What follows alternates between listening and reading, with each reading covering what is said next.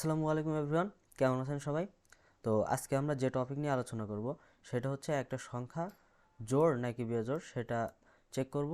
তো সেটা চেক করার জন্য আমাদের ফার্স্ট হচ্ছে ইউজারের কাছ থেকে একটা ভেরিয়েবলে ইনপুট নিতে হবে, অর্থাৎ কোনো একটা সংখ্যা ইনপুট নিতে হবে।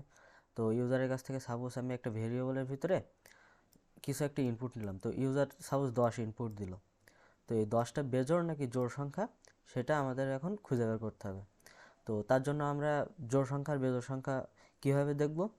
সাপোজ যদি 10-এ আমরা 2 দিয়ে ভাগ দিই, তাহলে আমাদের ভাগফল কত আসে? ভাগফল আমাদের অবশ্যই 5 আসবে 10-এ 2 দিয়ে ভাগ করলে, অথচ কোনো ভাগশেষ থাকবে না। পার্সেন্টেজ যদি করি আমরা 10-এ 2 দিয়ে পার্সেন্টেজ করি, তাহলে 0 আসবে।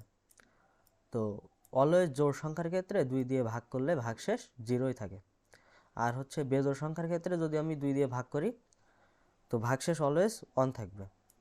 তো এই কারণে হচ্ছে আমরা একটা চালাবো, কন্ডিশনাল স্টেটমেন্ট চালাবো। যদি ভাগশেষ 0 হয় তাহলে হচ্ছে সেটা জোড়, আর যদি 0 না হয় তাহলে সেটা বিজোড়। তো চলুন শুরু করি।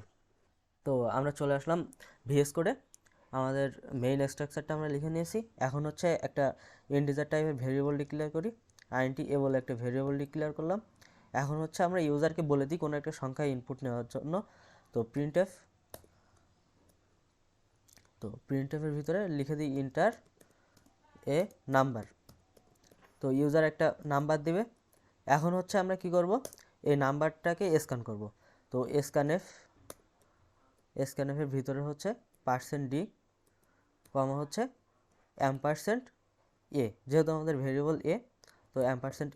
এখন আমরা কি করব, আমাদের কন্ডিশনাল স্টেটমেন্টের কাজ শুরু করব।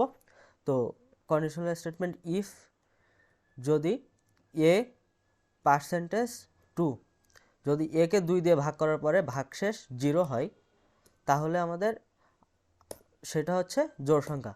তো আমরা লিখে দিই তাহলে printf the number is even. আর যদি হচ্ছে ভাগশেষ 0 না হয়, তাহলে সেক্ষেত্রে কি হবে, আমাদের ওয়ার্ড হবে।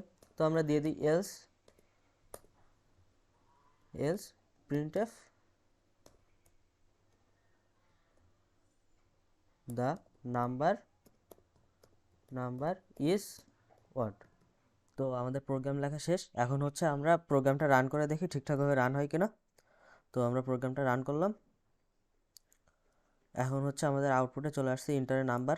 তো আমাদের একটা নাম্বার ইনপুট দিতে বলছে। তো আমরা কোনো একটা জোড় সংখ্যা ইনপুট দিই, সাপোজ 4 ইনপুট দিলাম। তো আমাদের নাম্বার ইজ ইভেন ঠিকঠাকভাবে আসতেছে। এখন আমরা প্রোগ্রামটা আবার রান করি। এখন একটা বেজোড় সংখ্যা ইনপুট দিয়ে দেখি। তো সাপোজ আমরা 3 ইনপুট দিলাম। তো এই যে আমাদের নাম্বার ইজ ওয়াট ঠিকঠাকভাবে প্রিন্ট হইতেছে। তো এভাবে আর কি কোনো সংখ্যা জোড় নাকি বেজোড় সেটা আমরা নির্ণয় করতে পারি। তো আজকে এ পর্যন্তই। ধন্যবাদ সবাইকে।